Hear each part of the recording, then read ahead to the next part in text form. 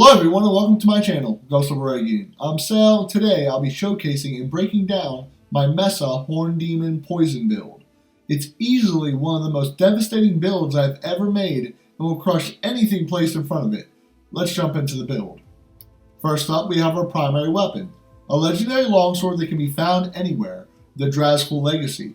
Its primary gives us the blessing of luck whenever we hit an enemy with our northern technique. This will increase our crit chance. This weapon also gives us the blessing of infusion whenever we hit an enemy with our southern technique. The blessing of infusion allows regular sword swings to have a chance to inflict an ailment. Secondaries you want are crit chance and weapon tech damage. Double crit chance and then add weapon tech charge speed as your last upgrade. Beside that is our secondary weapon, a legendary warhammer that can be found anywhere. The Mountain-born Breaker. Its primary has the enemy explode and deal earth damage whenever we soul shatter them. Secondaries you want are damage to poisoned enemies and weapon tech charge speed. Double damage to poisoned enemies and then add crit chance as your last upgrade. Below that is our trusty Lion Talisman. This is a primal, but you don't need primal to make this build work. This is an epic talisman found everywhere. Its primary gives us weapon tech charge whenever we crit. Secondaries you want are crit chance and crit damage. Double crit chance and then add crit chance again as your last upgrade. Beside that is a rare amulet that can be found anywhere, the Mark of the Duelist. Its primary gives us health whenever we crit. Secondaries you want are crit chance and crit damage. Double crit chance and then add crit damage as your last upgrade. Below that is an uncommon ring that can be found anywhere. Fiona's Ring. Its primary gives us more weak point damage. Keep in mind primal versions of items can only be found in ATOT. Secondaries you want are weapon tech charge speed and weapon tech damage. Double weapon tech charge speed and then add weapon tech damage as your last upgrade. Beside that is a legendary ring. This can be found anywhere, the Dustlord Signet. Its primary exposes enemies' weak points whenever we inflict an ailment, and has our weapon techniques inflict ailments. Secondaries you want are weapon tech charge speed and weak point damage. Double weapon tech charge speed and then add weapon tech damage as your last upgrade. Below that is an epic banner that can be found anywhere, the Mesa banner roll. Its primary gives us more crit chance and more crit damage. Secondaries you want are crit chance and weak point damage. Double crit chance and then add crit damage as your last upgrade. Last but not least, our Lifestone, a legendary lifestone that can be found anywhere. Its primary gives us more crit chance and crit damage. Secondaries you want are crit damage and weak point damage. Double crit damage and then add crit damage again as your last upgrade. Now, before we jump into augments, here's a few more clips showcasing this build.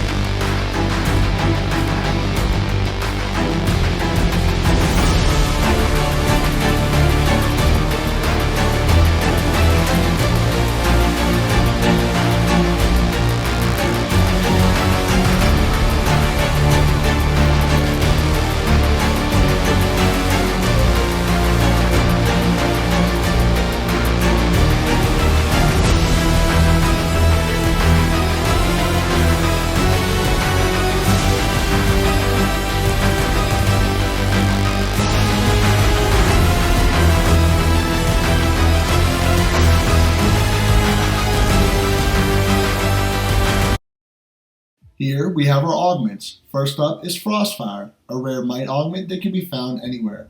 Its primary gives us more crit damage during Rampage. Secondaries you want are Rampage's bonus damage, double it, and then add weapon tech damage as your last upgrade. Beside that is Charging Lion, an epic might augment that can only be found in Lightbringer. Its primary has all of our Rampage bonus damage, also increase our weak point damage. Secondaries you want are weak point damage and Rampage bonus damage. Again, double Rampage bonus damage, and then add weapon tech damage as your last upgrade. Beside that is Void Shell, a legendary vitality augment that can be found anywhere. Its primary gives us overhealth whenever we crit, depending on how much might we have attached to this augment. Secondaries you want are damage to poison enemies and ailment duration. Double damage to poison enemies and then add to resistances as your last upgrade. Beside that is Glamour, an epic vitality augment that can be found anywhere. Its primary gives us more damage for each ailment on the enemy if our adjacent augments are green.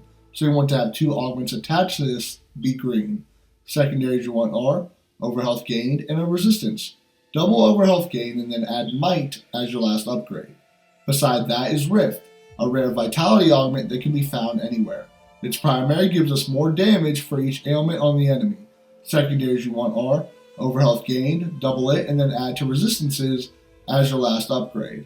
Beside that is Divine Conduit, a rare spirit augment that can be found anywhere. Its primary gives us Arc on Charge when we are hit. Secondaries you want are damage to poison enemies, double it, and then add Arc on Fury damage as your last upgrade. Below that is Paradise, a rare might augment that can be found anywhere.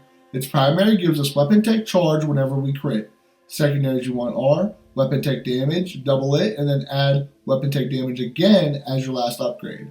Also, keep in mind primal versions of items can only be found in ATOT. Beside that is Focus, a rare might augment that can be found anywhere. Its primary gives us overhealth whenever we crit. Secondaries you want are Rampage bonus damage, double it, and then add weapon tech damage as your last upgrade.